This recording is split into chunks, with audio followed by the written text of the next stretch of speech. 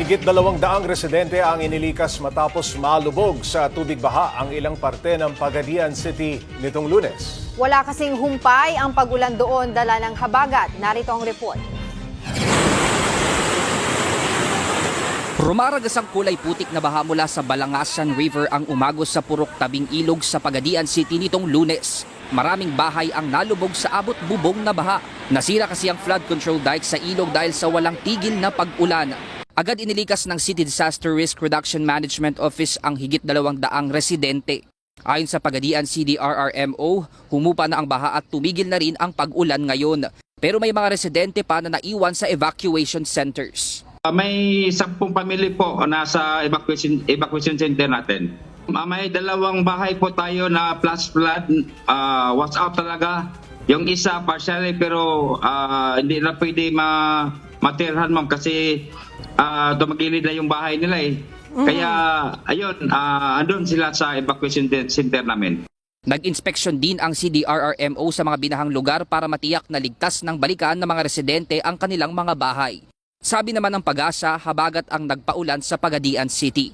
Magtatagal pa raw yan hanggang Setyembre kahit pa inanunsyo na nila ang pagsisimula ng El Nino. Sa ngayon po, meron pa rin po tayong umiiral na hanging habagat. Still, habagat season, July, August, September.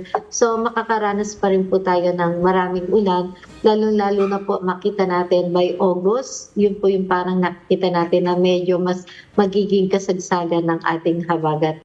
Pero posibleng mag-peak ang epekto ng El Nino sa last quarter ng taon hanggang pagpasok ng 2024. At dito na mararamdaman ang dry spell, dry condition at meteorological drought. Sabi ng Pag-asa, magkakaiba yan. Pag sinabi po natin dry condition, 2 magkasunod na buwan na maaari magkaroon ng reduction sa tubig ulan of around 21 to 60%. Ang tinatawag po nating dry spell ay 3 sunod-sunod na buwan na posible pong magkaroon ng reduction ng 21 to 60% o 2 buwan na may reduction ng more than 60% sa tubig ulan.